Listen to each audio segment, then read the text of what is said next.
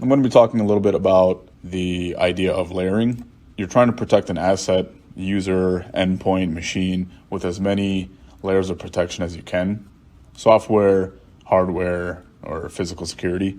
So let's just say, for example, in the center you have an endpoint or a user here.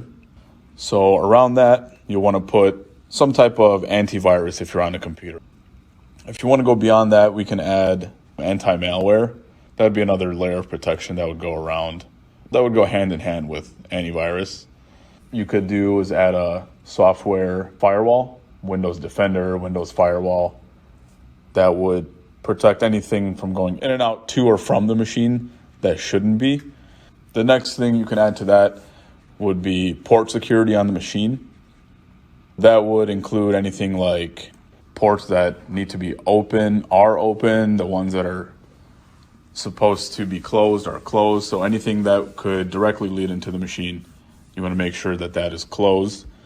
The next layer would be ACLs. That would be any type of access control that would be going to the machine.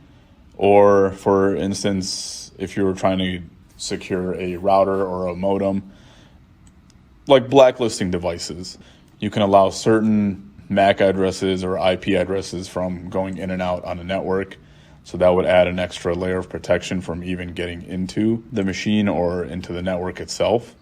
Next layer, usually the biggest layer, would be physical security. So that would be like the main layer of protection that would keep people from accessing the network. So you want to make sure all network equipment, machines, they're always locked down when not in use. This would prevent people from gaining access to the machine to begin with. If anyone were to walk into a network room or walk into a classroom, they could essentially just do as they please. If none of this stuff was in place, they could gain access to whatever they want. So the most important thing with any of this is to make sure that the user is trained on any of that type of stuff, just to make sure that no one can get information out of them.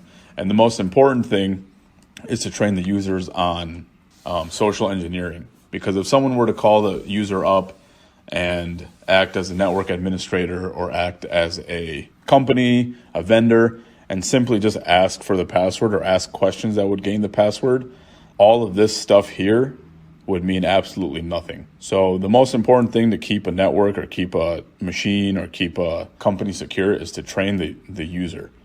If the user is not trained, then all of this does not mean anything.